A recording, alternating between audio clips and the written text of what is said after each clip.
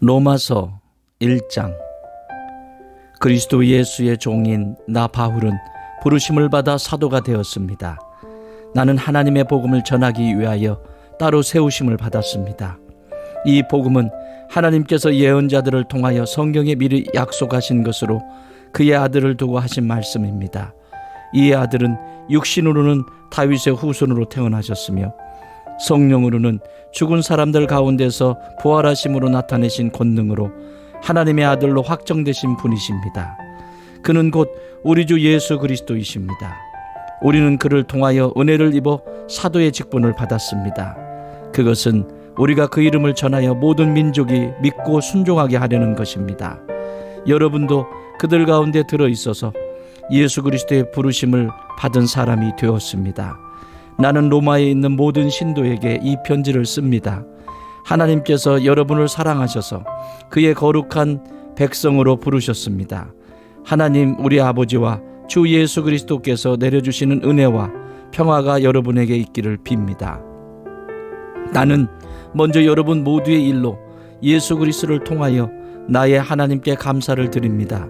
그것은 여러분의 믿음에 대한 소문이 온 세상에 퍼지고 있기 때문입니다.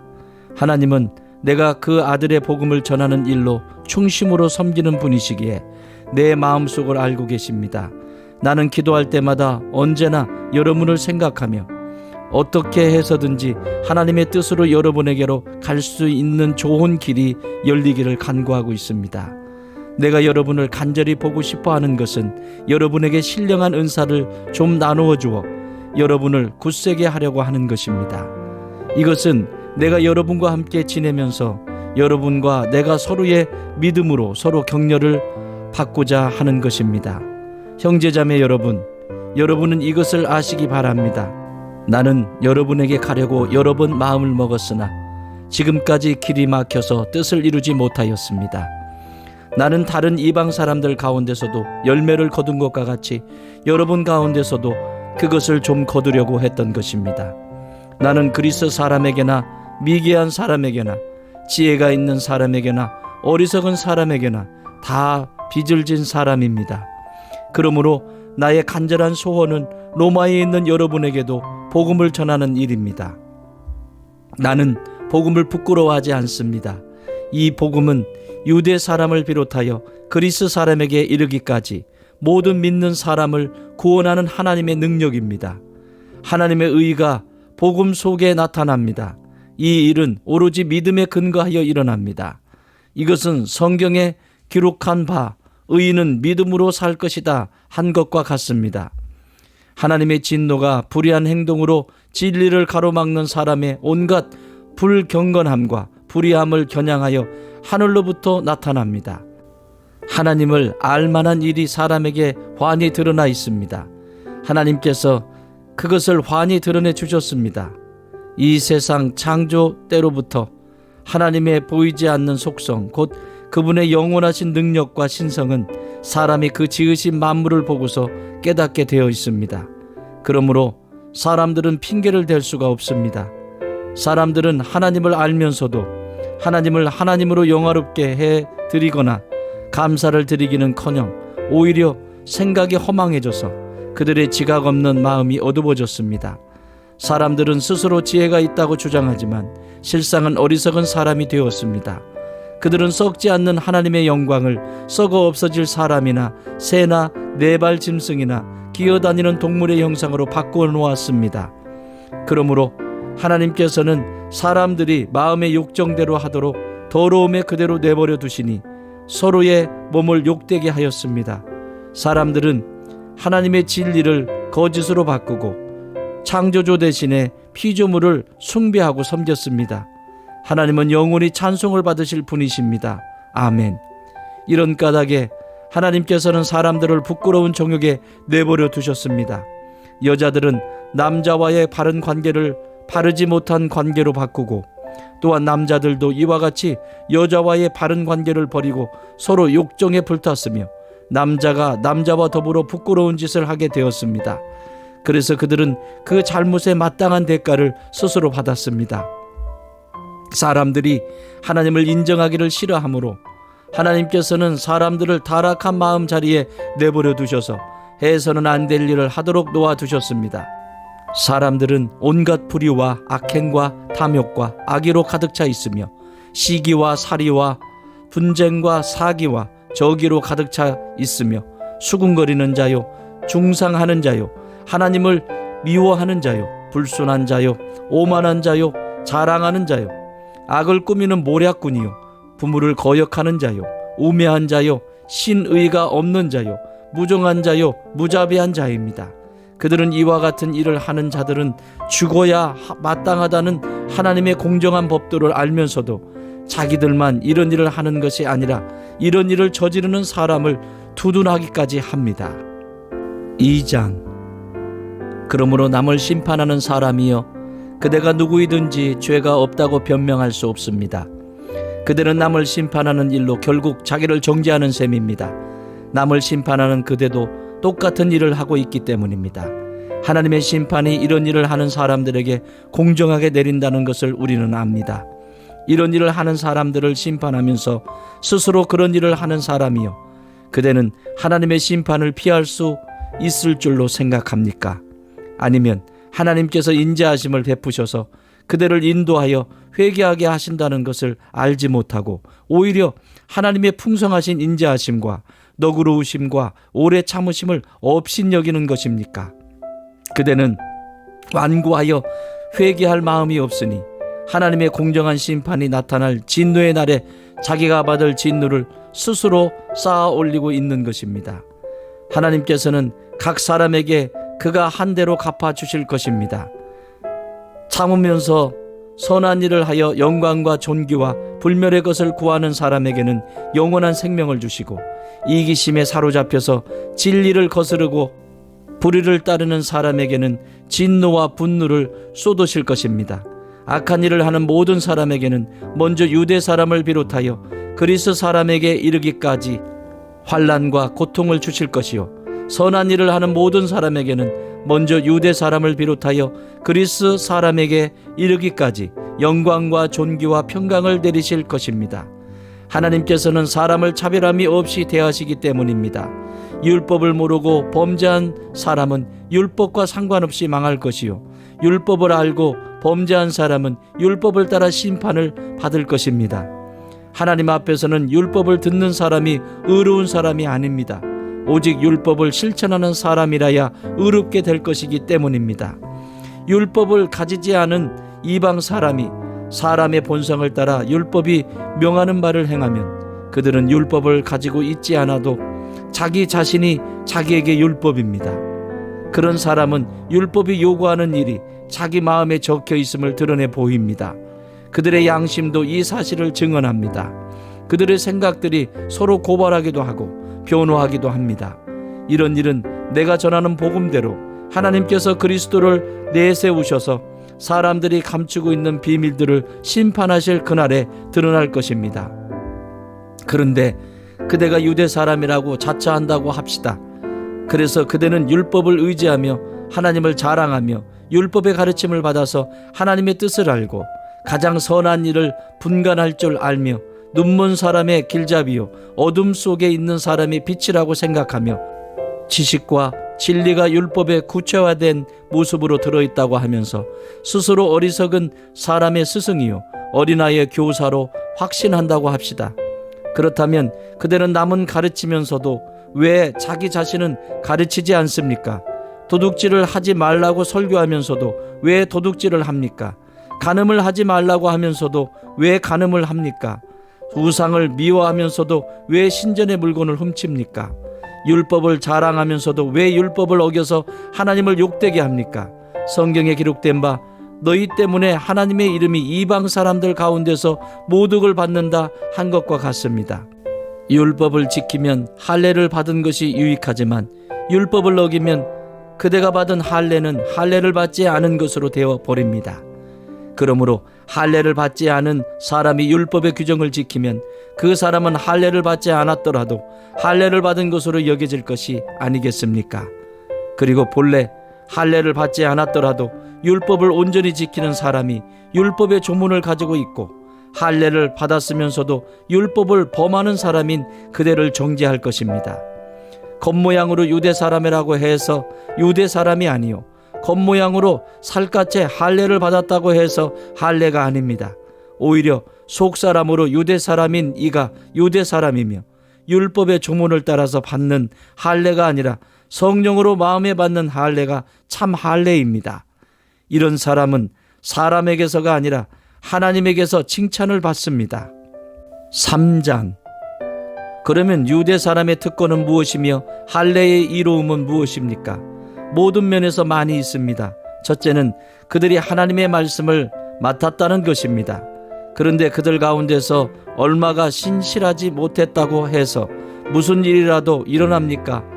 그들이 신실하지 못했다고 해서 하나님의 신실하심이 없어지겠습니까? 그럴 수 없습니다. 사람은 다 거짓말쟁이이지만 하나님은 참되십니다. 성경에 기록한 바 주님께서는 말씀하실 때에 의로우시다 인정을 받으시고 재판을 받으실 때에 주님께서 이기시려는 것입니다 한 것과 같습니다. 그런데 우리의 불의가 하나님의 의를 드러나게 한다면 무엇이라고 말하겠습니까? 우리에게 진노를 내리시는 하나님이 불의하시다는 말입니까? 이것은 사람들이 말하는 방식으로 내가 말해본 것입니다. 절대로 그럴 수 없습니다. 만일 그렇다면 하나님께서 어떻게 세상을 심판하실 수 있겠습니까? 다음과 같이 반박하는 사람도 있을 것입니다. 나의 거짓됨 때문에 하나님의 참되심이 더욱 분명하게 드러나서 하나님께 영광이 돌아간다면 왜 나도 역시 여전히 죄인으로 판정을 받습니까? 더욱이 좋은 일이 생기게 하기 위하여 악한 일을 하자 하고 말할 수 있겠습니까? 사실 어떤 사람들은 우리가 그런 말을 한다고 비방합니다. 그런 사람들은 심판을 받아야 합니다. 그러면 무엇을 말해야 하겠습니까? 우리 유대 사람이 이방 사람보다 낫습니까? 전혀 그렇지 않습니다. 유대 사람이나 그리스 사람이나 다 같이 죄 아래에 있음을 우리가 이미 지적하였습니다. 성경에 이렇게 기록되어 있습니다. 의인은 없다. 한 사람도 없다. 깨닫는 사람도 없고 하나님을 찾는 사람도 없다. 모두가 곁길로 빠져서 쓸모가 없게 되었다. 선한 일을 하는 사람은 없다. 한 사람도 없다. 그들의 목구멍은 열린 무덤이다. 혀는 사람을 속인다. 입술에는 독사의 독이 있다. 입에는 저주와 독설이 가득 찼다. 발은 피를 흘리는 일에 빠르며 그들이 가는 길에는 파멸과 비참함이 있다. 그들은 평화의 길을 알지 못한다. 그들의 눈에는 하나님을 두려워하는 빛이 없다. 율법에 있는 모든 말씀이 율법 아래 사는 사람에게 말한 것임을 우리는 압니다. 그것은 모든 입을 막고 온 세상을 하나님 앞에서 유죄로 드러내려는 것입니다. 그러므로 율법의 행위로는 하나님 앞에서 의롭다고 인정받을 사람이 아무도 없습니다. 율법으로는 죄를 인식할 뿐입니다. 그러나 이제는 율법과는 상관없이 하나님의 의가 나타났습니다. 그것은 율법과 예언자들이 증언한 것입니다. 그런데 하나님의 의는 예수 그리스도를 믿는 믿음을 통하여 오는 것인데 모든 믿는 사람에게 미칩니다. 거기에는 아무 차별이 없습니다. 모든 사람이 죄를 범하였습니다. 그래서 사람은 하나님의 영광에 못 미치는 처지에 놓여 있습니다. 그러나 사람은 그리스도 예수 안에서 얻는 구원으로 말미암아 하나님의 은혜로 값없이 의롭다는 선고를 받습니다. 하나님께서는 이 예수를 속죄제물로 내주셨습니다. 그것은 그의 피를 믿을 때에 유효합니다. 하나님께서 이렇게 하신 것은 사람들이 이제까지 지은 죄를 너그럽게 보아주심으로써 자기의 의를 나타내시려는 것이었습니다.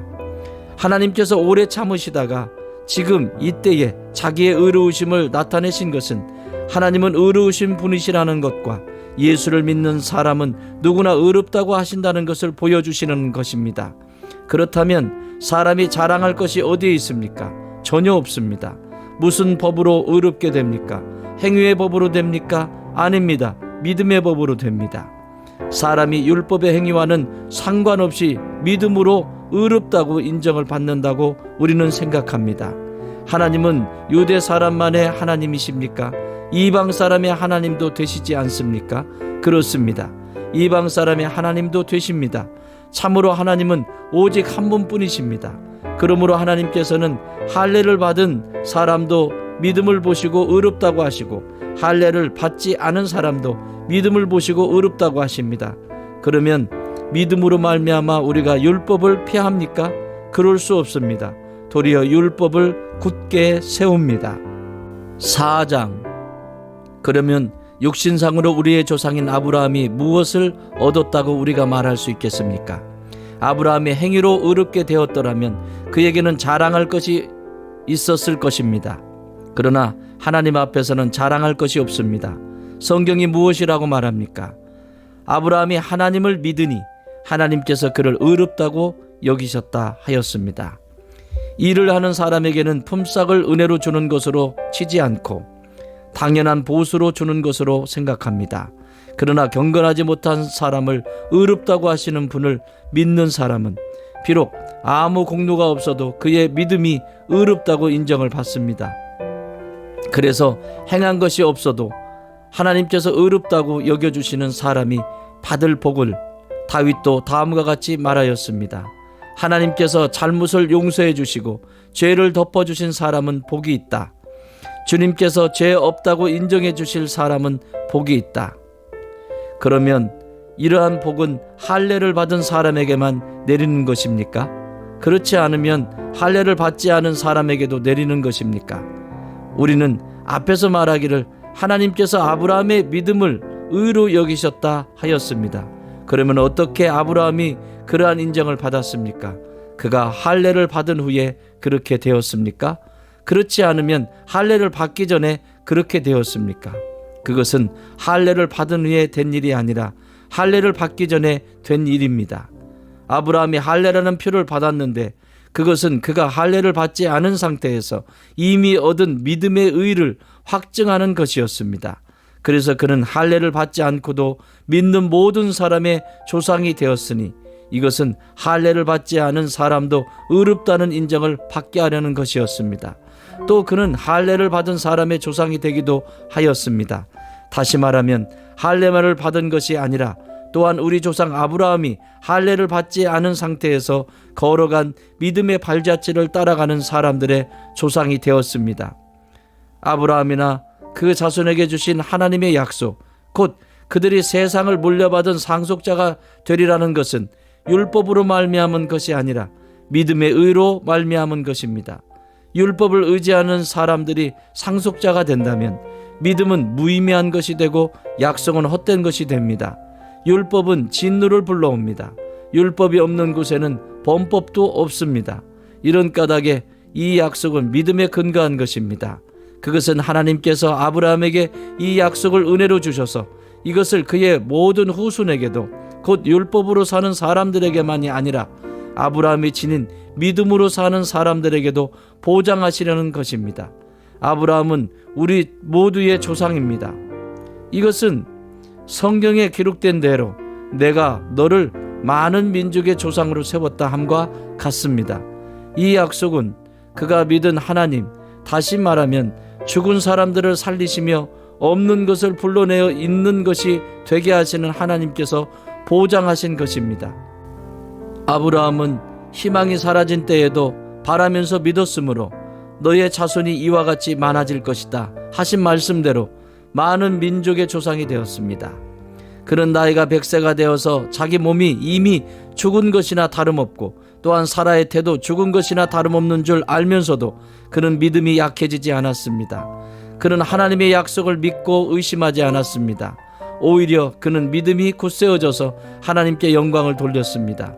그는 하나님께서 스스로 약속하신 말을 능히 이루실 것이라고 확신하였습니다. 그래서 하나님께서는 이것을 보시고 그를 의롭다고 여겨주셨습니다. 그가 의롭다는 인정을 받았다 하는 말은 아브라함만을 위하여 기록된 것이 아니라 하나님께서 의롭다고 여겨주실 우리, 곧 우리 주 예수를 죽은 사람들 가운데서 살리신 분을 믿는 우리까지도 위한 것입니다. 예수는 우리의 범죄 때문에 죽임을 당하셨고 우리를 의롭게 하시려고 살아나셨습니다. 5장. 그러므로 우리는 믿음으로 의롭다 하심을 받았으므로 우리 주 예수 그리스도로 말미암아 하나님과 더불어 평화를 누리고 있습니다. 우리는 또한 그리스도로 말미암아 지금 서 있는 이 은혜의 자리에 믿음으로 나오게 되었으며 하나님의 영광에 이르게 될 소망을 품고 자랑을 합니다. 그뿐만 아니라 우리는 환난을 자랑합니다. 우리가 알기로 환난은 인내를 낳고 인내는 단련된 인격을 낳고 단련된 인격은 희망을 낳는 줄을 알고 있기 때문입니다. 이 희망은 우리를 실망시키지 않습니다. 하나님께서 우리에게 주신 성령을 통하여 그의 사랑을 우리 마음속에 부어주셨기 때문입니다. 우리가 아직 약할 때에 그리스도께서는 제때에 경건하지 않은 사람을 위하여 죽으셨습니다. 의인을 위해서라도 죽을 사람은 거의 없습니다. 더욱이 선한 사람을 위해서라도 감히 죽을 사람은 드뭅니다. 그러나 우리가 아직 죄인이었을 때에 그리스도께서 우리를 위하여 죽으셨습니다. 이리하여 하나님께서는 우리들에 대한 자기의 사랑을 실증하셨습니다. 그러므로 지금 우리가 그리스도의 피로 의롭게 되었으니 그리스도로 말미암아 하나님의 진노에서 구원을 얻으리라는 것은 더욱 확실합니다.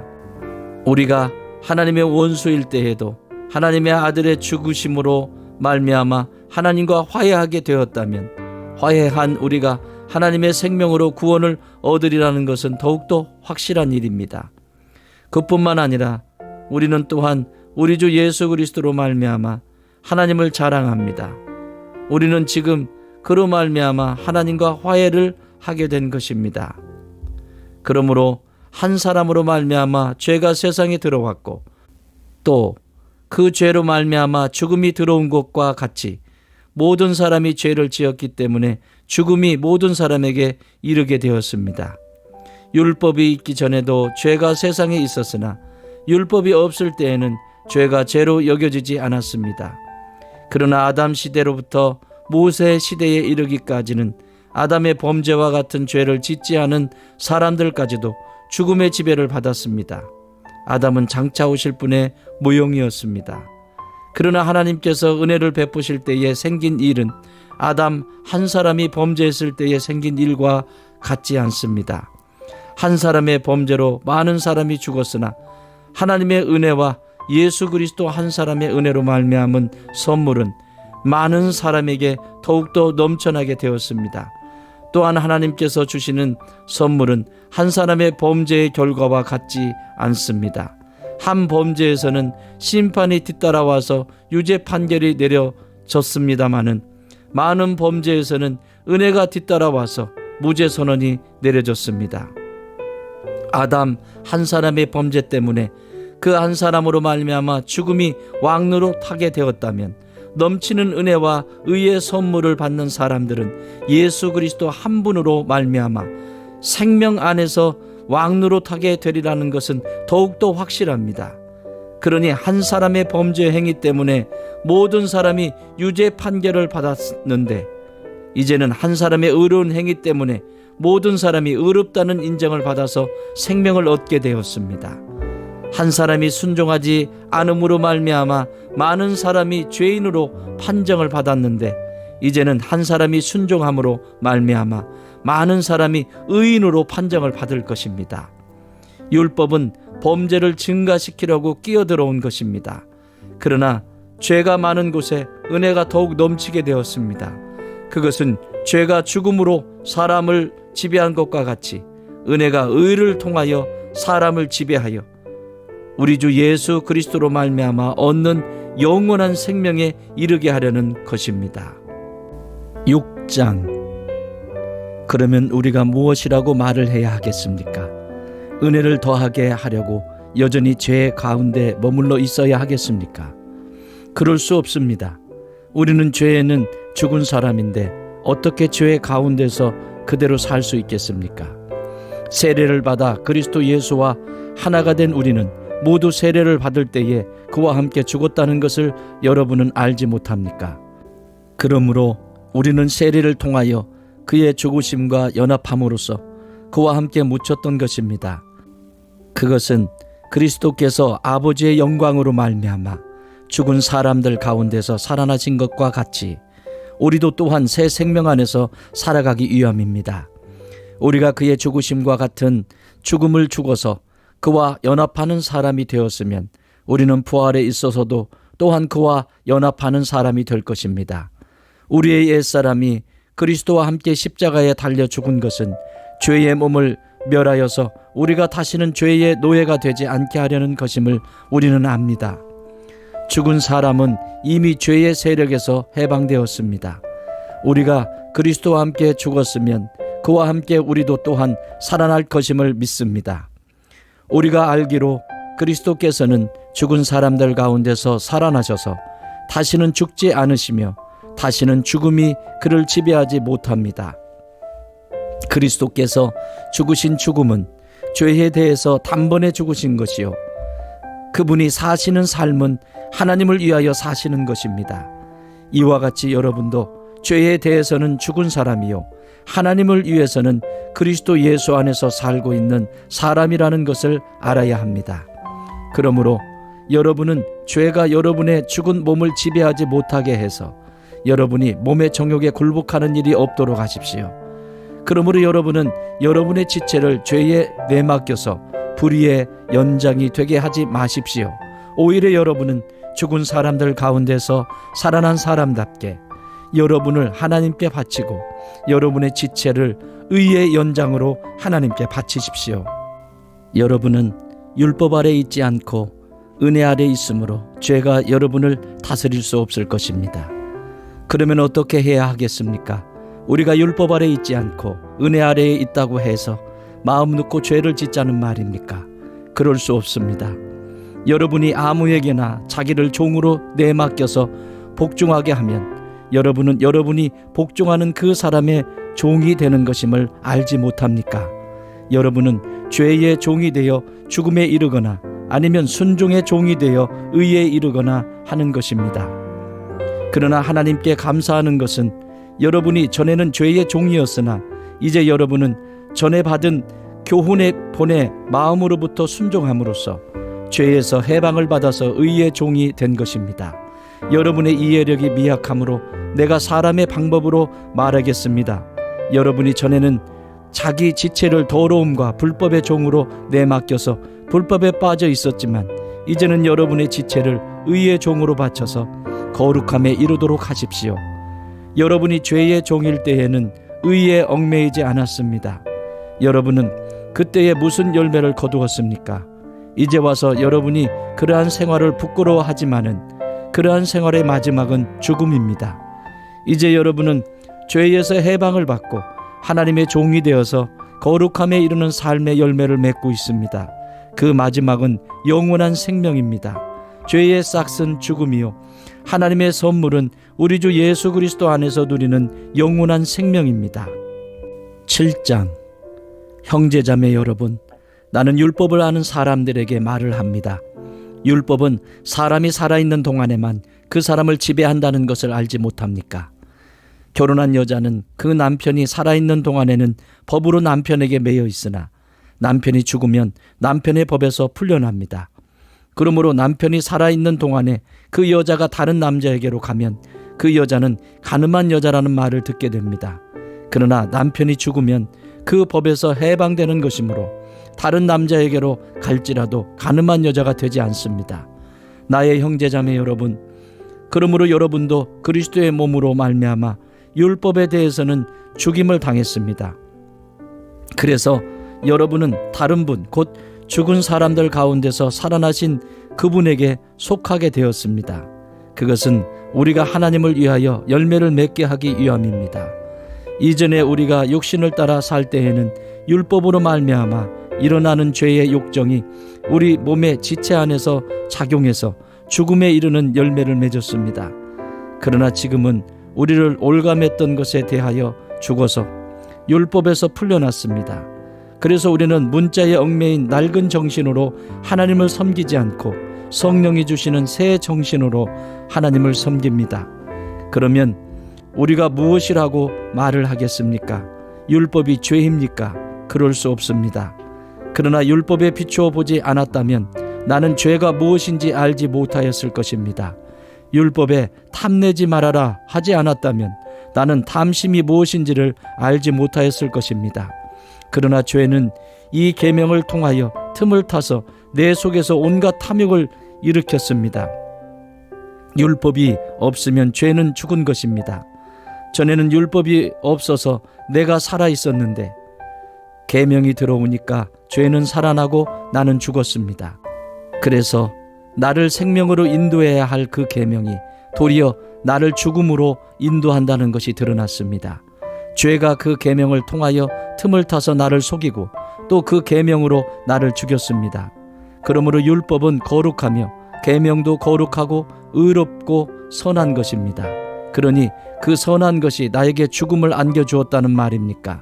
그럴 수 없습니다. 그러나 죄를 죄로 드러나게 하려고 죄가 그 선한 것을 방편으로 하여 나에게 죽음을 일으켰습니다. 그것은 계명을 방편으로 하여 죄를 극도로 죄답게 되게 하려는 것이었습니다. 우리는 율법이 신령한 것인 줄 압니다. 그러나 나는 육정에 매인 존재로서 죄 아래에 팔린 몸입니다. 나는 내가 하는 일을 도무지 알 수가 없습니다. 내가 해야겠다고 생각하는 일은 하지 않고 도리어 해서는 안 되겠다고 생각하는 일을 하고 있으니 말입니다. 내가 그런 일을 하면서도 그것을 해서는 안 되겠다고 생각하는 것은 곧 율법이 선하다는 사실에 동의하는 것입니다. 그렇다면 그와 같은 일을 하는 것은 내가 아니라 내 속에 자리를 잡고 있는 죄입니다. 나는 내 속에 곧 내 육신 속에 선한 것이 깃들여 있지 않다는 것을 압니다.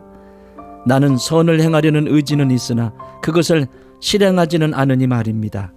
나는 내가 원하는 선한 일은 하지 않고 도리어 원하지 않는 악한 일을 합니다. 내가 해서는 안 되는 것을 하면 그것을 하는 것은 내가 아니라 내 속에 자리를 잡고 있는 죄입니다. 여기에서 나는 법칙 하나를 발견하였습니다. 곧 나는 선을 행하려고 하는데 그러한 나에게 악이 붙어 있다는 것입니다. 나는 속사람으로는 하나님의 법을 즐거워하나 내 지체에는 다른 법이 있어서 내 마음의 법과 맞서서 싸우며 내 지체에 있는 죄의 법에 나를 포로로 만드는 것을 봅니다. 아, 나는 비참한 사람입니다. 누가 이 죽음의 몸에서 나를 건져 주겠습니까? 우리 주 예수 그리스도를 통하여 나를 건져주신 하나님께 감사를 드립니다. 그러니 나 자신은 마음으로는 하나님의 법을 섬기고 육신으로는 죄의 법을 섬기고 있습니다. 8장. 그러므로 그리스도 예수 안에 있는 사람들은 정죄를 받지 않습니다. 그것은 그리스도 예수 안에서 생명을 누리게 하는 성령의 법이 당신을 죄와 죽음의 법에서 해방하여 주었기 때문입니다. 육신으로 말미암아 율법이 미약해져서 해낼 수 없었던 그 일을 하나님께서 해결하셨습니다. 곧 하나님께서는 자기의 아들들을 죄된 육신을 지닌 모습으로 보내셔서 죄를 없애시려고 그 육신에다 죄의 선고를 내리셨습니다. 그것은 육신을 따라 살지 않고 성령을 따라 사는 우리가 율법이 요구하는 바를 이루게 하시려는 것입니다. 육신을 따라 사는 사람은 육신에 속한 것을 생각하나 성령을 따라 사는 사람은 성령에 속한 것을 생각합니다. 육신에 속한 생각은 죽음입니다. 그러나 성령에 속한 생각은 생명과 평화입니다. 육신에 속한 생각은 하나님께 품는 적대감입니다. 그것은 하나님의 법을 따르지 않으며 또 복종할 수도 없습니다. 육신에 매인 사람은 하나님을 기쁘게 해드릴 수 없습니다. 그러나 하나님의 영이 여러분 안에 살아계시면 여러분은 육신 안에 있지 않고 성령 안에 있습니다. 누구든지 그리스도의 영이 없으면 그리스도의 사람이 아닙니다. 또한 그리스도께서 여러분 안에 살아계시면 여러분의 몸은 죄 때문에 죽은 것이지만 영은 의 때문에 생명을 얻습니다. 예수를 죽은 사람들 가운데서 살리신 분의 영이 여러분 안에 살아계시면 그리스도를 죽은 사람들 가운데서 살리신 분께서 여러분 안에 계신 자기의 영으로 여러분의 죽을 몸도 살리실 것입니다. 그러므로 형제자매 여러분, 우리는 빚을 지고 사는 사람들이지만 육신에 빚을 진 것이 아닙니다. 우리는 육신을 따라 살아야 할 존재가 아닙니다. 여러분이 육신을 따라 살면 죽을 것입니다. 그러나 여러분이 성령으로 몸의 행실을 죽이면 살 것입니다. 하나님의 영으로 인도함을 받는 사람은 누구나 다 하나님의 자녀입니다. 여러분은 또다시 두려움에 빠뜨리는 종살이의 영을 받은 것이 아니라 자녀로 삼으시는 영을 받았습니다. 그래서 우리는 그 영으로 하나님을 아빠, 아버지라고 부릅니다. 바로 그때에 그 성령이 우리의 영과 함께 우리가 하나님의 자녀임을 증언하십니다. 자녀이면 상속자이기도 합니다. 우리가 그리스도와 함께 영광을 받으려고 그와 함께 고난을 받으면 우리는 하나님이 정하신 상속자요, 그리스도와 더불어 공동 상속자입니다. 현재 우리가 겪는 고난은 장차 우리에게 나타날 영광에 견주면 아무것도 아니라고 나는 생각합니다. 피조물은 하나님의 자녀들이 나타나기를 간절히 기다리고 있습니다. 피조물이 허무에 굴복했지만 그것은 자의로 그렇게 한 것이 아니라 굴복하게 하신 그분이 그렇게 하신 것입니다. 그러나 소망은 남아 있습니다. 그것은 곧 피조물도 썩어짐의 종살이에서 해방되어서 하나님의 자녀가 누릴 영광된 자유를 얻으리라는 것입니다. 모든 피조물이 이제까지 함께 신음하며 함께 해산의 고통을 겪고 있다는 것을 우리는 압니다. 그뿐만 아니라 첫 열매로서 성령을 받은 우리도 자녀로 삼아 주실 것을, 곧 우리 몸을 속량하여 주실 것을 고대하면서 속으로 신음하고 있습니다. 우리는 이 소망으로 구원을 얻었습니다. 눈에 보이는 소망은 소망이 아닙니다. 보이는 것을 누가 바라겠습니까? 그러나 우리가 보이지 않는 것을 바라면 참으면서 기다려야 합니다. 이와 같이 성령께서도 우리의 약함을 도와주십니다. 우리는 어떻게 기도해야 할지도 알지 못하지만 성령께서 친히 이루 다 말할 수 없는 탄식으로 우리를 대신하여 간구하여 주십니다. 사람의 마음을 꿰뚫어 보시는 하나님께서는 성령의 생각이 어떠한지를 아십니다.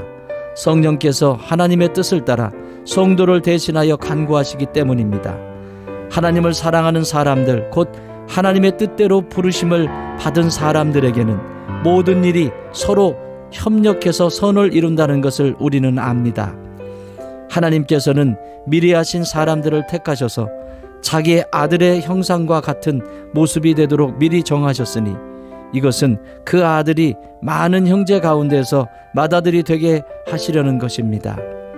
그리하여 하나님께서는 이미 정하신 사람들을 부르시고 또한 부르신 사람들을 의롭게 하시고 의롭게 하신 사람들을 또한 영화롭게 하셨습니다. 그렇다면 이런 일을 두고 우리가 무엇이라고 말할 수 있겠습니까?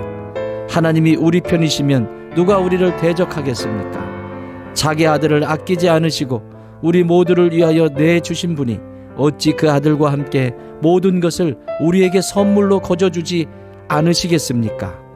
하나님께서 택하신 사람들을 누가 감히 고발하겠습니까? 의롭다 하시는 분이 하나님이신데 누가 감히 그들을 정죄하겠습니까? 그리스도 예수는 죽으셨지만 오히려 살아나셔서 하나님의 오른쪽에 계시며 우리를 위하여 대신 간구하여 주십니다. 누가 우리를 그리스도의 사랑에서 끊을 수 있겠습니까? 환난입니까? 공고입니까? 박해입니까? 굶주림입니까? 헐벗음입니까? 위협입니까? 또는 칼입니까? 성경에 기록한 바 우리는 종일 주님을 위하여 죽임을 당합니다. 우리는 도살을 당할 양과 같이 여김을 받았습니다. 한 것과 같습니다. 그러나 우리는 이 모든 일에서 우리를 사랑하여 주신 그분을 힘입어서 이기고도 남습니다. 나는 확신합니다.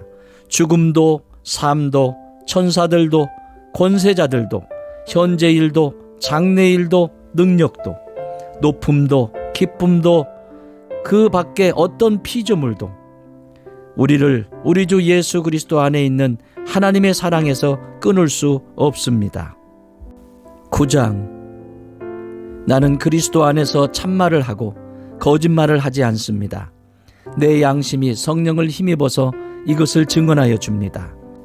나에게는 큰 슬픔이 있고 내 마음에는 끊임없는 고통이 있습니다. 나는 육신으로 내 동족인 내 결의를 위하는 일이면 내가 저주를 받아서 그리스도에게서 끊어질지라도 달게 받겠습니다. 내 동족은 이스라엘 백성입니다. 그들에게는 하나님의 자녀로서의 신분이 있고 하나님을 모시는 영광이 있고 하나님과 맺은 언약들이 있고 율법이 있고 예배가 있고 하나님의 약속들이 있습니다. 족장들은 그들의 조상이요 그리스도도 육신으로는 그들에게서 태어나셨습니다. 그는 만물 위에 계시며 영원토록 찬송을 받으실 하나님이십니다. 아멘. 그러나 하나님의 약속의 말씀이 패했다고는 할 수 없습니다. 이스라엘에게서 태어난 사람이라고 해서 다 이스라엘 사람이 아니고 아브라함의 자손이라고 해서 다 그의 자녀가 아닙니다. 다만 이삭에게서 태어난 사람만을 너의 자손이라고 부르겠다 하셨습니다. 이것은 곧 육신의 자녀가 하나님의 자녀가 되는 것이 아니라 약속의 자녀가 참 자손으로 여겨지리라는 것을 뜻합니다. 그 약속의 말씀은 내년에 내가 다시 올 때쯤에는 사라에게 아들이 있을 것이다 한 것입니다. 그뿐만 아니라 리브가도 우리 조상 이삭 한 사람에게서 쌍둥이 아들을 수태하였는데 그들이 태어나기도 전에 무슨 선이나 악을 행하기도 전에 택하심이라는 원리를 따라 세우신 하나님의 계획이 살아있게 하시려고, 또 이러한 일이 사람의 행위에 근거하는 것이 아니라 부르시는 분께 달려있음을 나타내시려고 하나님께서는 리브가에게 말씀하시기를 형이 동생을 섬길 것이다 하셨습니다. 이것은 성경에 기록한 바 내가 야곱을 사랑하고 에서를 미워하였다 한 것과 같습니다. 그러면 우리가 무엇이라고 말을 해야 하겠습니까? 하나님이 불공평하신 분이라는 말입니까? 그럴 수 없습니다. 하나님께서 모세에게 말씀하시기를 내가 공의히 여길 사람을 공의히 여기고 불쌍히 여길 사람을 불쌍히 여기겠다 하셨습니다. 그러므로 그것은 사람의 의지나 노력에 달려있는 것이 아니라 하나님의 자비에 달려 있습니다. 그래서 성경에 바로를 두고 말씀하시기를 내가 이 일을 하려고 너를 세웠다. 곧 너로 말미암아 내 능력을 나타내고 내 이름을 온 땅에 전파하게 하려는 것이다 하셨습니다.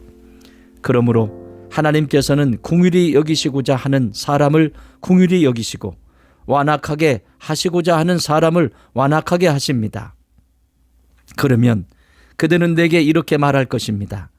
그렇다면 어찌하여 하나님께서는 사람을 책망하시는가? 누가 하나님의 뜻을 거역할 수 있다는 말인가?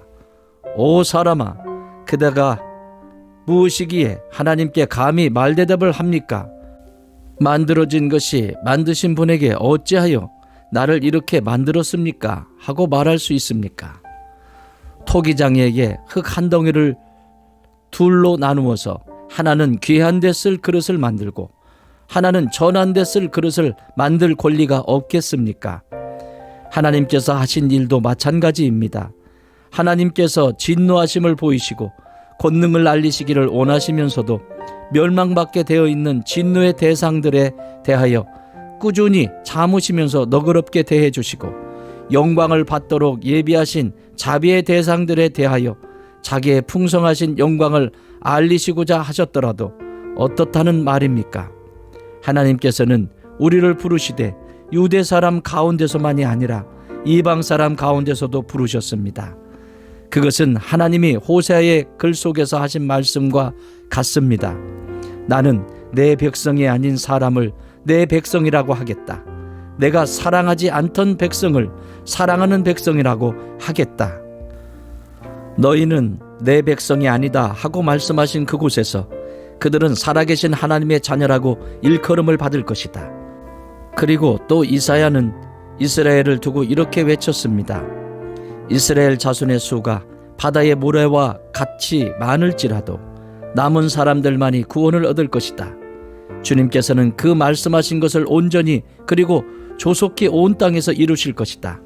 그것은 또한 이사야가 미리 말한 바 만군의 주님께서 우리에게 씨를 남겨주지 않으셨더라면 우리는 소돔과 같이 되고 고모라와 같이 되었을 것이다 한 것과 같습니다.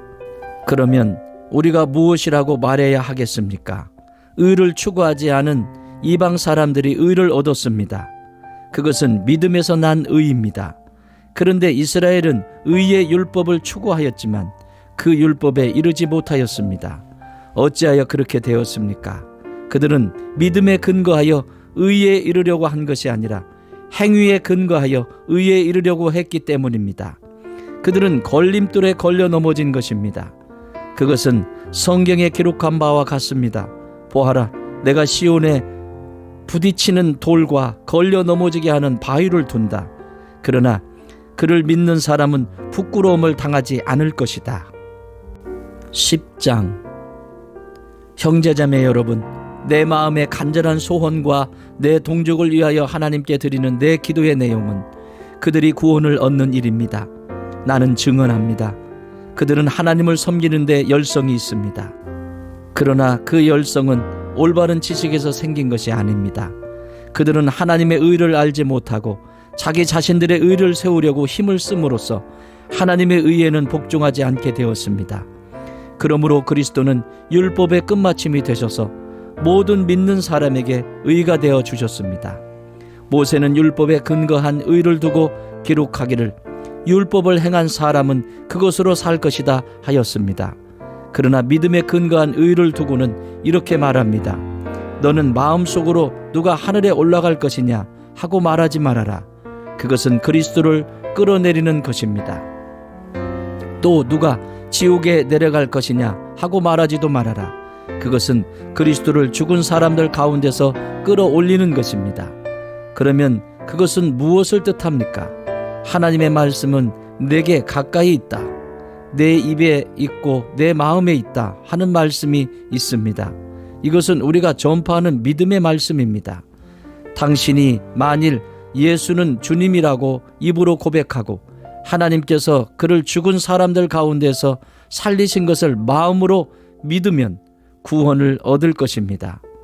사람은 마음으로 믿어서 의에 이르고 입으로 고백해서 구원에 이르게 됩니다. 성경은 그를 믿는 사람은 누구나 부끄러움을 당하지 않을 것이다 하고 말합니다. 유대 사람이나 그리스 사람이나 차별이 없습니다. 그는 모든 사람에게 똑같이 주님이 되어주시고 그를 부르는 모든 사람에게 풍성한 은혜를 내려주십니다. 주님의 이름을 부르는 사람은 누구든지 구원을 얻을 것입니다. 그런데 사람들은 자기들이 믿은 적이 없는 분을 어떻게 부를 수 있겠습니까? 또 들은 적이 없는 분을 어떻게 믿을 수 있겠습니까? 선포하는 사람이 없으면 어떻게 들을 수 있겠습니까? 보내심을 받지 않았는데 어떻게 선포할 수 있겠습니까? 성경에 기록한 바 기쁜 소식을 전하는 이들의 발걸음이 얼마나 아름다우냐 한 것과 같습니다. 그러나 모든 사람이 다 복음에 순종한 것은 아닙니다. 이사야는 주님, 우리가 전하는 소식을 누가 믿었습니까? 하고 말하였습니다. 그러므로 믿음은 들음에서 생기고 들음은 그리스도를 전하는 말씀에서 비롯됩니다. 그러면 내가 묻습니다. 그들은 들은 일이 없습니까? 물론 그렇지 않습니다. 성경 말씀에 그들의 목소리가 온 땅에 퍼지고 그들의 말이 땅 끝까지 퍼졌다 하였습니다. 내가 다시 묻습니다. 이스라엘이 알지 못하였습니까? 이에 대하여 하나님께서 먼저 모세를 통하여 이렇게 말씀하셨습니다. 나는 내 백성이 아닌 사람들로 너희의 질투심을 일으키고 미련한 백성들로 너희의 분노를 자아내겠다. 또한 이사야는 매우 담대하게 이렇게 말씀을 전하였습니다. 나를 찾지 않는 사람들을 내가 만나주고 나를 구하지 않는 사람들에게 내가 나타났다. 또한 이사야는 하나님께서 이스라엘을 보고 복종하지 않고 거역하는 사람에게 나는 온종일 내 손을 내밀었다 하신 말씀을 선포하였습니다. 11장. 그러면 내가 묻습니다. 하나님께서 자기 백성을 버리신 것은 아닙니까? 그럴 수 없습니다. 나도 이스라엘 사람이요 아브라함의 후손이요 베냐민 지파에 속한 사람입니다. 하나님께서는 미리 아신 자기 백성을 버리지 않으셨습니다. 여러분은 성경이 엘리야를 두고 하신 말씀을 알지 못합니까? 그가 이스라엘을 고발하여 하나님께 이렇게 호소하였습니다. 주님, 그들은 주님의 예언자들을 죽이고 주님의 제단들을 헐어버렸습니다. 남은 것은 나 혼자밖에 없는데 그들은 내 목숨마저 찾고 있습니다.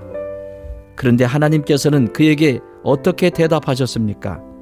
내가 바알에게 무릎을 꿇지 않은 사람 7,000명을 내 앞에 남겨두었다 하셨습니다. 이와 같이 지금 이 시기에도 은혜로 택하심을 입은 사람들이 남아 있습니다. 은혜로 된 것이면 행위에 근거한 것이 아닙니다. 그렇지 않으면 그 은혜는 이미 은혜가 아닙니다. 그러면 무슨 결과가 생겼습니까? 이스라엘 백성은 찾던 것을 얻지 못하였지만 택하심을 받은 사람들은 그것을 얻었습니다. 그리고 그 나머지 사람들은 완고해졌습니다. 성경에 이렇게 기록한 바와 같습니다. 하나님께서 그들에게는 혼미한 영을 주셨으니 오늘까지 그들은 눈이 있어도 보지 못하고 귀가 있어도 듣지 못한다. 다윗도 다음과 같이 말하였습니다. 그들의 밥상이 그들에게 올무가 되고 덫이 되게 하여 주십시오. 그들이 걸려 넘어지고 보복을 받게 하여 주십시오. 그들의 눈이 어두워져서 보지 못하게 되도록 하여 주십시오. 그들의 등이 언제나 굽어 있게 하여 주십시오. 그러면 내가 묻습니다. 이스라엘이 걸려 넘어져서 완전히 쓰러져 망하게끔 되었습니까? 그럴 수 없습니다. 그들의 허물 때문에 구원이 이방 사람에게 이르렀는데 이것은 이스라엘에게 질투하는 마음이 일어나게 하려는 것입니다.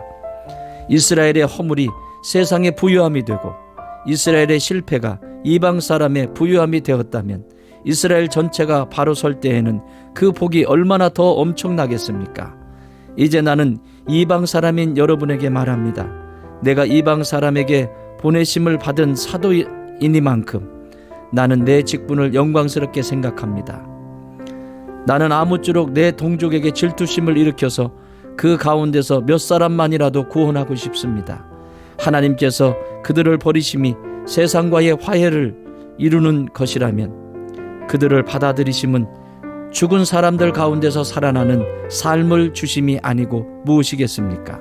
맛, 물로 바치는 빵 반죽덩이가 거룩하면 남은 온 덩이도 그러하고 뿌리가 거룩하면 가지도 그러합니다. 그런데 참 올리브나무 가지들 가운데서 얼마를 잘라내시고서 그 자리에다 돌 올리브나무인 그대를 접붙여 주셨기 때문에 그대가 참 올리브나무의 뿌리에서 올라오는 양분을 함께 받게 된 것이면 그대는 본래의 가지들을 향하여 우쭐대지 말아야 합니다. 비록 그대가 우쭐댈지라도 그대가 뿌리를 지탱하는 것이 아니라 뿌리가 그대를 지탱한다는 것을 명심해야 합니다. 그러므로 본래의 가지가 잘려나간 것은 그 자리에 내가 접붙임을 받게 하시려는 것이었다 하고 그대는 말해야 할 것입니다. 옳습니다. 그 가지들이 잘린 것은 믿지 않은 탓이고 그대가 그 자리에 붙어 있는 것은 믿었기 때문입니다. 그러니 교만한 마음을 품지 말고 도리어 두려워하십시오. 하나님께서 본래의 가지들을 아끼지 않으셨으니 접붙은 가지도 아끼지 않으실 것입니다. 그러므로 하나님의 인자하심과 준엄하심을 생각해 보십시오. 하나님은 넘어진 사람들에게는 준엄하십니다. 그러나 그대가 하나님의 인자하심에 머물러 있으면 하나님이 그대에게 인자하게 대하실 것입니다.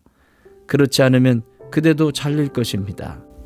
그러나 믿지 않았던 탓으로 잘려나갔던 가지들이 믿게 되면 그 가지들도 접붙임을 받게 될 것입니다. 하나님께서는 그들을 다시 접붙이실 수 있습니다. 그대가 본래의 돌 올리브 나무에서 잘려서 그 본성을 거슬러 참 올리브 나무에 접붙임을 받았다면 본래 붙어있던 이 가지들이 제 나무에 다시 접붙임을 받는 것이야 얼마나 더 쉬운 일이겠습니까? 형제자매 여러분, 나는 여러분이 이 신비한 비밀을 알기를 바랍니다.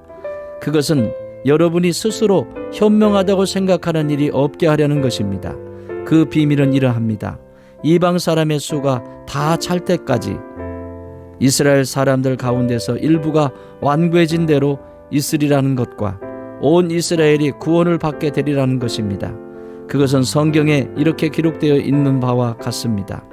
구원하시는 분이 시온에서 오실 것이니 야곱에게서 경건하지 못함을 제거하실 것이다. 이것은 그들과 나 사이의 언약이니 내가 그들의 죄를 없앨 때에 이루어질 것이다. 복음의 관점에서 판단하면 이스라엘 사람들은 여러분이 잘 되라고 하나님의 원수가 되었지만 택하심을 받았다는 관점에서 판단하면 그들은 조상 덕분에 하나님의 사랑을 받는 사람들입니다. 하나님께서 주시는 고마운 선물과 부르심은 초래되지 않습니다. 전에 하나님께 순종하지 않던 여러분이 이제 이스라엘 사람의 불순종 때문에 하나님의 자비를 입게 되었습니다. 이와 같이 지금은 순종하지 않고 있는 이스라엘 사람들도 여러분이 받은 그 자비를 보고 회개하여 마침내는 자비하심을 입게 될 것입니다. 하나님께서 모든 사람을 순종하지 않는 상태에 가두신 것은 그들에게 자비를 베푸시려는 것입니다. 하나님의 부유하심은 어찌 그리 크십니까? 하나님의 지혜와 지식은 어찌 그리 깊고 기쁘십니까?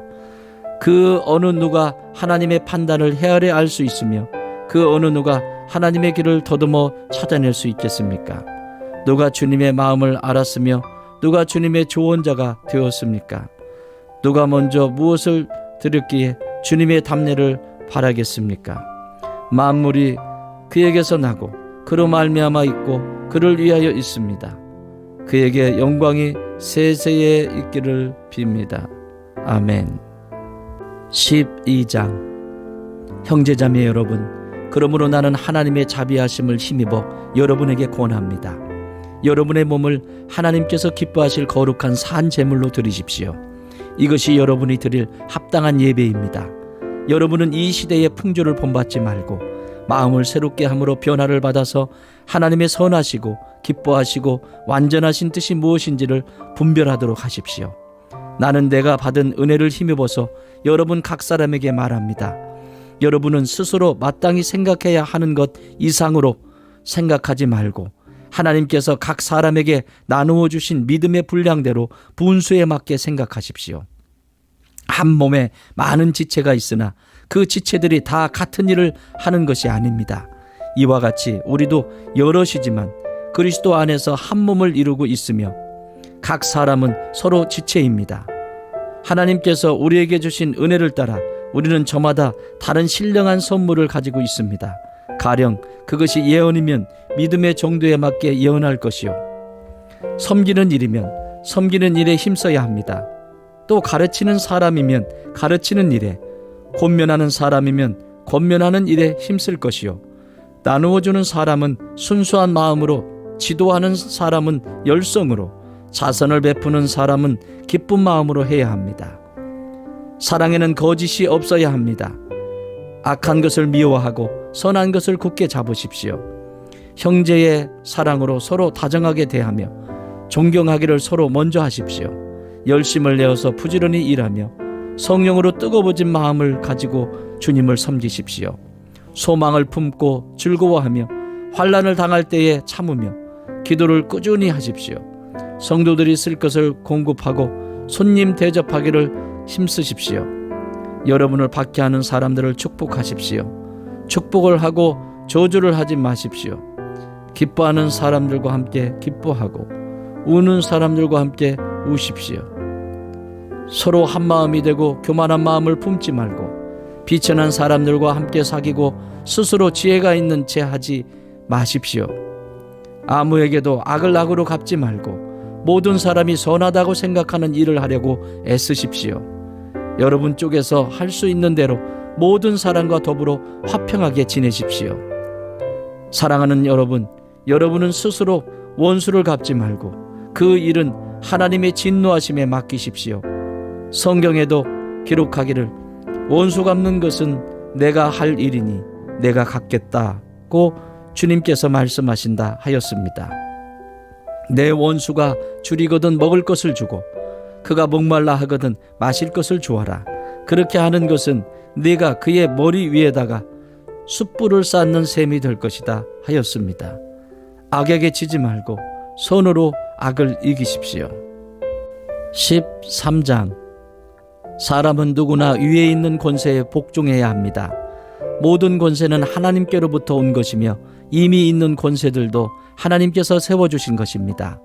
그러므로 권세를 거역하는 사람은 하나님의 명을 거역하는 것이요, 거역하는 사람은 심판을 받게 될 것입니다. 치환관들은 좋은 일을 하는 사람에게는 두려울 것이 없고 나쁜 일을 하는 사람에게만 두려움이 됩니다. 권세를 행사하는 사람을 두려워하지 않으려거든 좋은 일을 하십시오. 그러면 그에게서 칭찬을 받을 것입니다. 권세를 행사하는 사람은 여러분 각 사람에게 유익을 주려고 일하는 하나님의 일꾼입니다. 그러나 그대가 나쁜 일을 저지를 때에는 두려워해야 합니다.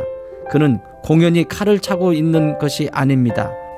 그는 하나님의 일꾼으로서 나쁜 일을 하는 자에게 하나님의 진노를 집행하는 사람입니다. 그러므로 진노를 두려워해서만이 아니라 양심을 생각해서도 복종해야 합니다. 같은 이유로 여러분은 또한 조세를 바칩니다. 그들은 하나님의 일꾼들로서 바로 이 일을 하는데 힘쓰고 있습니다. 여러분은 모든 사람에게 의무를 다하십시오. 조세를 바쳐야 할 이에게는 조세를 바치고, 관세를 바쳐야 할 이에게는 관세를 바치고, 두려워해야 할 이는 두려워하고, 존경해야 할 이는 존경하십시오. 서로 사랑하는 것 외에는 아무에게도 빚을 지지 마십시오. 남을 사랑하는 사람은 율법을 다 이룬 것입니다. 간음하지 말아라, 살인하지 말아라, 도둑질하지 말아라, 탐내지 말아라 하는 계명과 그 밖에 또 다른 계명이 있을지라도 모든 계명은 내 이웃을 내 몸과 같이 사랑하여라 하는 말씀에 요약되어 있습니다. 사랑은 이웃에게 해를 입히지 않습니다. 그러므로 사랑은 율법의 완성입니다.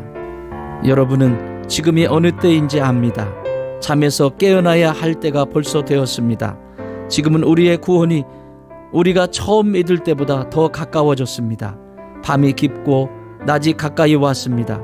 그러므로 우리는 어둠의 행실을 벗어버리고 빛의 갑옷을 입으십시다. 낮에 행동하듯이 단정하게 행합시다. 호사한 연애와 술취함, 음행과 방탕, 싸움과 시기에 빠지지 맙시다. 주 예수 그리스도로 옷을 입으십시오. 정욕을 채우려고 육신의 일을 꾀하지 마십시오. 14장. 여러분은 믿음이 약한 이를 받아들이고 그의 생각을 시비거리로 삼지 마십시오. 어떤 사람은 모든 것을 다 먹을 수 있다고 생각하지만 믿음이 약한 사람은 채소만 먹습니다. 먹는 사람은 먹지 않는 사람을 업신 여기지 말고 먹지 않는 사람은 먹는 사람을 비판하지 마십시오. 하나님께서는 그 사람도 받아들이셨습니다. 우리가 누구이기에 남의 종을 비판합니까? 그가 서 있든지 넘어지든지 그것은 그 주인이 상관할 일입니다. 주님께서 그를 서 있게 할 수 있으시니 그는 서 있게 될 것입니다. 또 어떤 사람은 이 날이 전날보다 더 중요하다고 생각하고 또 어떤 사람은 모든 날이 다 같다고 생각합니다. 각각 자기 마음에 확신을 가져야 합니다. 어떤 날을 더 존중히 여기는 사람도 주님을 위하여 그렇게 하는 것이요, 먹는 사람도 주님을 위하여 먹으며 먹을 때에 하나님께 감사를 드립니다. 그리고 먹지 않는 사람도 주님을 위하여 먹지 않으며 또한 하나님께 감사를 드립니다. 우리 가운데는 자기만을 위하여 사는 사람도 없고 또 자기만을 위하여 죽는 사람도 없습니다. 우리는 살아도 주님을 위하여 살고 죽어도 주님을 위하여 죽습니다. 그러므로 우리는 살든지 죽든지 주님의 것입니다.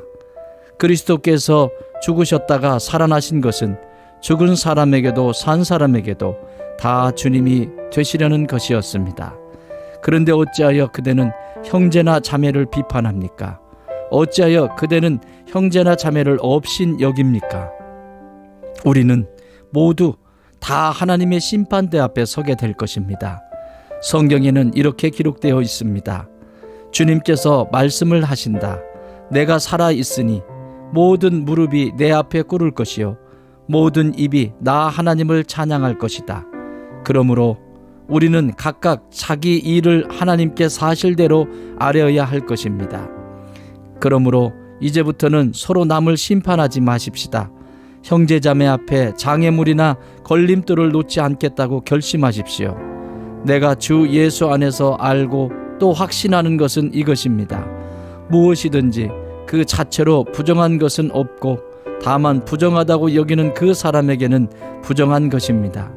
그대가 음식 문제로 형제자매의 마음을 상하게 하면 그것은 이미 사랑을 따라 살지 않는 것입니다. 음식 문제로 그 사람을 망하게 하지 마십시오. 그리스도께서 그 사람을 위하여 죽으셨습니다.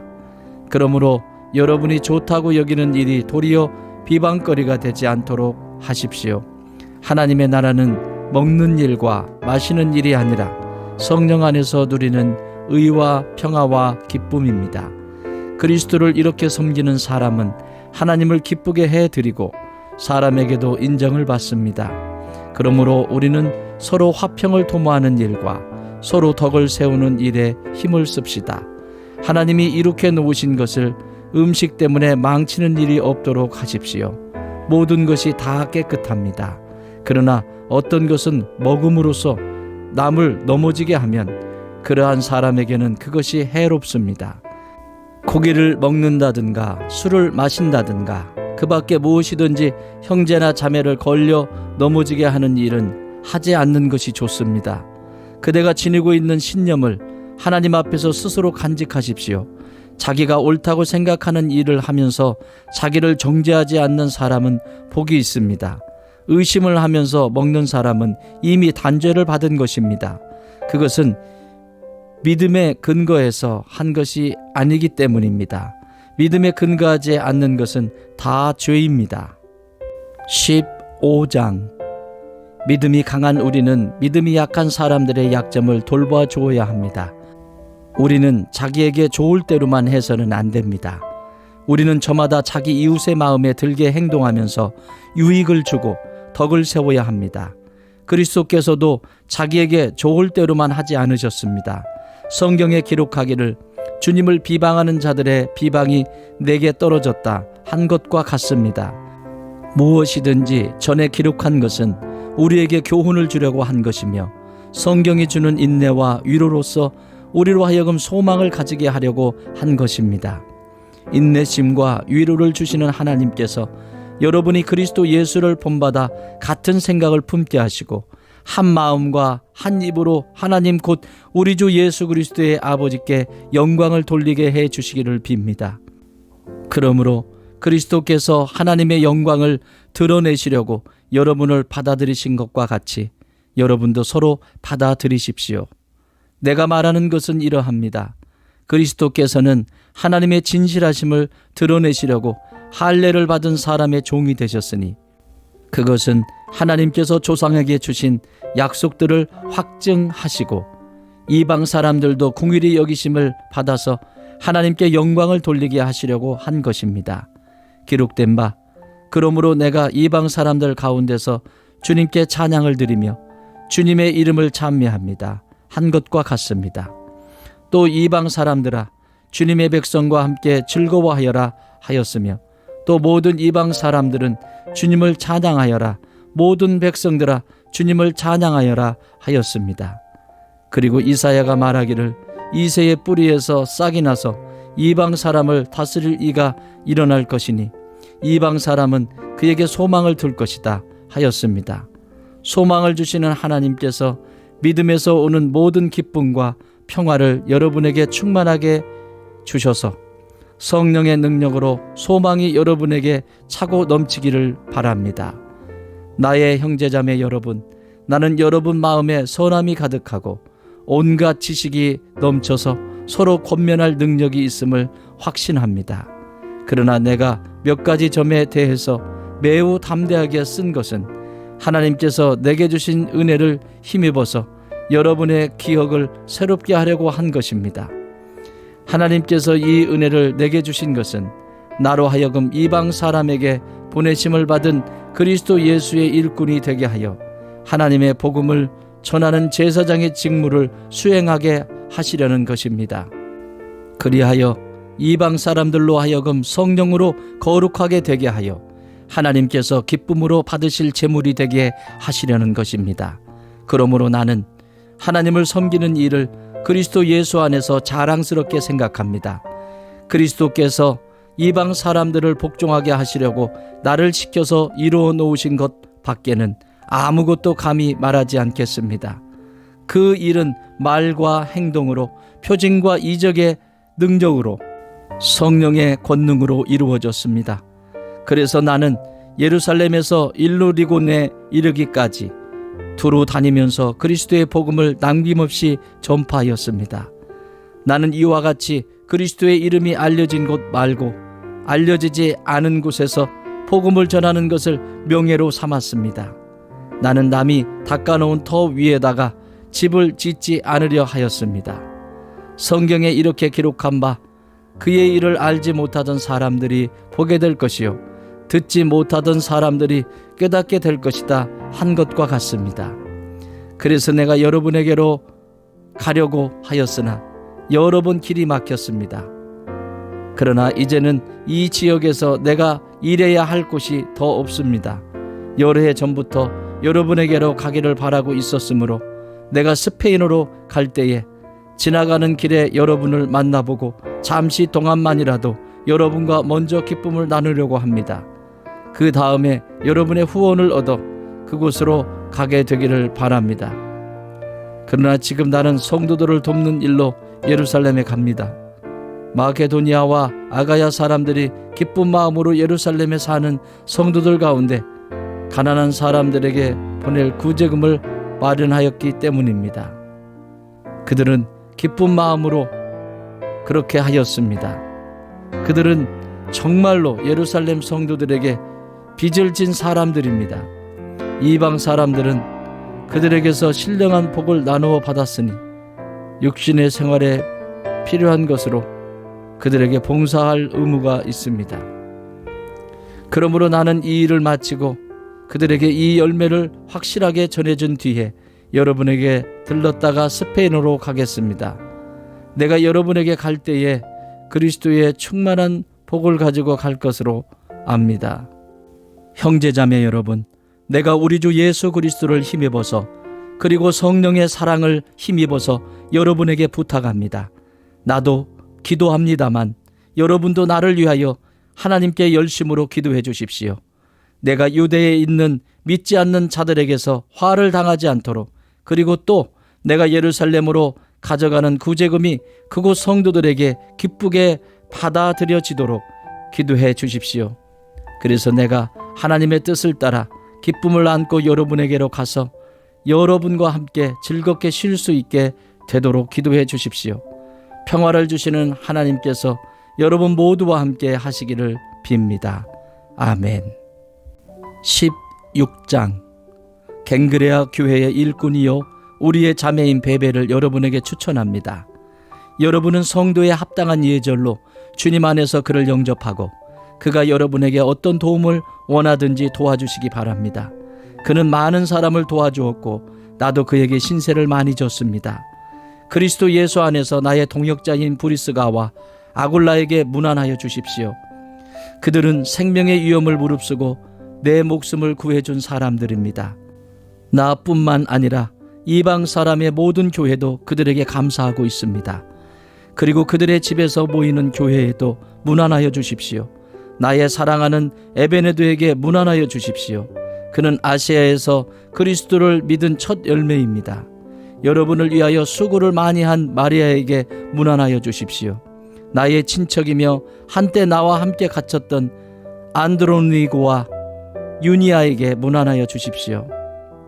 그들은 사도들에게 좋은 평을 받고 있고 나보다 먼저 그리스도를 믿은 사람들입니다. 주님 안에 있는 나의 사랑하는 암블리아에게 문안하여 주십시오. 그리스도 안에서 우리의 동역자인 우르바노와 나의 사랑하는 스다고에게 문안하여 주십시오. 그리스도 안에서 인정을 받는 아벨레에게 문안하여 주십시오. 아리스토블로의 가족에게 문안하여 주십시오. 나의 친척인 헤로디온에게 문안하여 주십시오.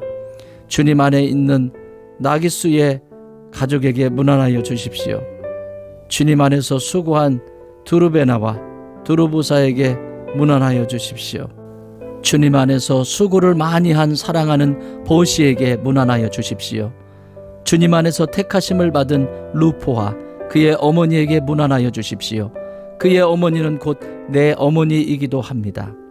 아순그리도와 블레곤과 허메와 바드로바와 허마와 그들과 함께 있는 형제 자매들에게 문안하여 주십시오. 빌룰로고와 율리아와 네레오와 그의 자매와 올룸바와 그들과 함께 있는 모든 성도에게 문안하여 주십시오. 거룩한 입맞춤으로 서로 문안하십시오. 그리스도의 모든 교회가 여러분에게 문안합니다. 형제자매 여러분, 내가 여러분에게 권합니다. 여러분이 배운 교훈을 거슬러서 분열을 일으키며 올무를 놓는 사람들을 경계하고 멀리 하십시오. 이런 사람들은 우리 주 그리스도를 섬기는 것이 아니라 자기네 배를 섬기는 것이며 그럴듯한 말과 아첨하는 말로 순전한 사람들의 마음을 속이는 것입니다. 여러분의 순종은 모든 사람에게 소문이 났습니다. 나는 여러분의 일로 기뻐합니다. 나는 여러분이 선한 일에는 슬기롭고 악한 일에는 순진하기를 바랍니다. 평화의 하나님께서 곧 사탄을 쳐 부수셔서 여러분의 발밑에 짓밟히게 하실 것입니다. 우리 주 예수의 은혜가 여러분과 함께 있기를 빕니다. 나의 동역자 디모데와 나의 친척 루기오와 야손과 소시바더가 여러분에게 문안합니다. 이 편지를 받아 쓰는 나 더디오도 주님 안에서 여러분에게 문안합니다. 나와 온 교회를 잘 돌봐주는 가이오도 여러분에게 문안합니다. 이 도시의 재무관인 에라스도와 형제 구아도도 여러분에게 문안합니다. 하나님께서는 내가 전하는 복음 곧 예수 그리스도에 관한 선포로 여러분을 능히 튼튼히 세워주십니다. 그는 오랜 세월 동안 감추어 두었던 비밀을 계시해 주셨습니다. 그 비밀이 지금은 예언자들의 글로 환히 공개되고 영원하신 하나님의 명을 따라 모든 이방 사람들에게 알려져서 그들이 믿고 순종하게 되었습니다. 오직 한 분이신 지혜로우신 하나님께 예수 그리스도로 말미암아 영광이 영원무궁하도록 있기를 빕니다. 아멘.